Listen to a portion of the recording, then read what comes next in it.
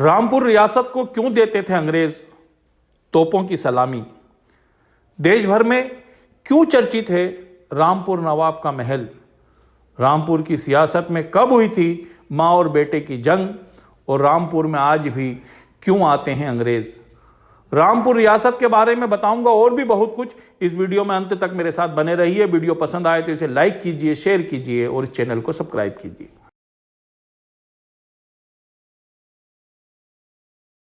जय हिंद दोस्तों, आप देख रहे हैं हेलो डे मीडिया और मैं हूं आपका अपना परवेज इकबाल।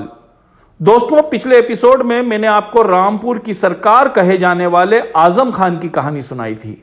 आज मैं आपको रामपुर के नवाब खानदान की रियासत से सियासत तक के सफर का किस्सा सुनाऊंगा।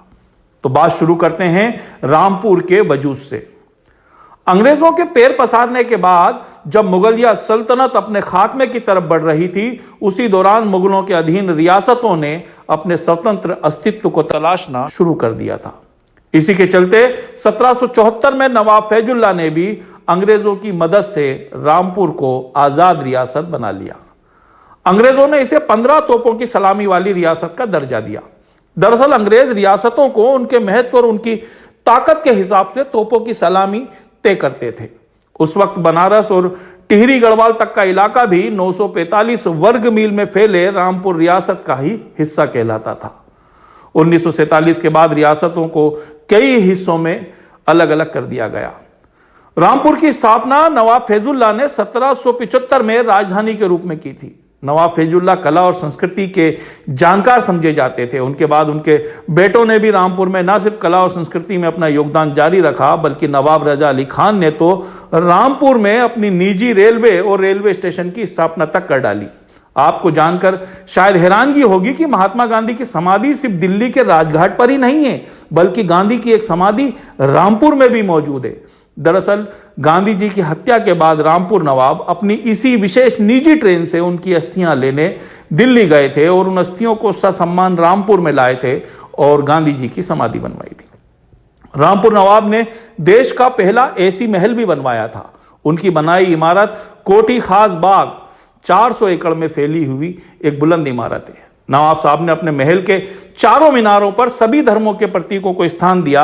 नवाब साहब के इसी घोर सेकुलर रुख की वजह से ही आज तक रामपुर में कभी सांप्रदायिक दंगा नहीं हुआ। रामपुर की रजा लाइब्रेरी दक्षिण एशिया की सबसे बड़ी और खूबसूरत लाइब्रेरी मानी जाती है। यहां 30,000 से ज्यादा किताबें मौजूद हैं।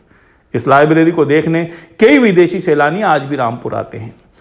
आजादी के बाद रियासतों को खत्म कर उनकी संपत्तियां रास्तात कर ली गई थी। बावजूद इसके आज भी रामपुर नवाब की संपन्नता का अंदाजा इसी बात से लगाया जा सकता है कि 1980 में नवाब खानदान के महल के स्ट्रांग रूम से 60 किलो सोना सहित कई बेशकीमती चीजें चोरी हो चुकी हैं, जिसकी सीबीआई जांच आज भी मुकम्मल नहीं हुई है। नवाब खानदान की 2600 करोड़ की संपत्ति के बंटवारे का पारिवारिक विवाद तो अदालत की दहलीज तक जा चुका है। खैर, अब बात करते हैं नवाब परिवार के सियासी सफर के बारे में। तो आजादी के बाद नवाबी रियासत तो खत्म हो गई। 1966 में नवाब रजा अली खान रियासत के आखिरी नवाब कहलाए। आजाद हिंदुस्तान के पहले इलेक्शन में यहां से देश की शिक्षा मंत्री मौलाना अबुल कलाम आजाद सांसद बने।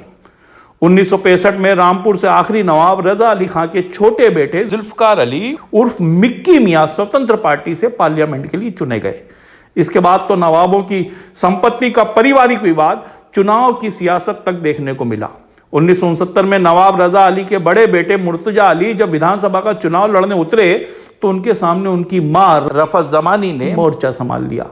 मां बेटे के बीच हुई इस चुनावी जंग में मुर्तजा अली खां को जीत हासिल हुई। उसके बाद वो कई बार विधायक रहे। नवाब मुर्तजा ने एक बार लोकसभा तक का भी सफर तय किया। मुर्तजा नवाब के छोटे भाई नवाब मिक्की मियां भी रामपुर से 5 बार सांसद चुने गए। 1991 में एक सड़क हादसे में मिक्की मियां की मौत हो गई और उन्होंने दुनिया को अलविदा कह दिया। इसके बाद नवाब मिक्की मियां की बेगम नूर बानो ने राजनीतिक मोर्चा संभाला और वो कांग्रेस के टिकट पर 2 बार लोकसभा तक पहुंची। जयाप्रदा से हारने के बाद बेगम नूर बानो का सियासी सफर खत्म हो गया। बेगम नूर बानो के सियासत में रहते ही उनके बेटे नवाब काजिम अली उर्फ नवेद मियां भी सियासी मैदान में उतर चुके थे। नवाब कासिम भी न सिर्फ 5 बार विधायक रहे बल्कि 2 बार सपा और बसपा सरकार में राज्य मंत्री भी रहे। 2017 के चुनाव में नवाब कासिम का मुकाबला आजम खान के बेटे अब्दुल्ला आजम से हुआ था, जिसमें नवाब को कांग्रेस प्रत्याशी के रूप में अब्दुल्ला आजम से हार का सामना करना पड़ा। हालांकि बाद में नवाब की पिटीशन पर अदालत ने न सिर्फ अब्दुल्ला का निर्वाचन रद्द कर दिया बल्कि गलत एफिडेविट के इल्जाम में अब्दुल्ला आजम को जेल की सलाखों के पीछे भी जाना पड़ा। मौजूदा यूपी इलेक्शन में एक बार फिर नवाब परिवार का मुकाबला उनके परंपरागत राजनीतिक प्रतिद्वंदी आजम खान के परिवार से ही है।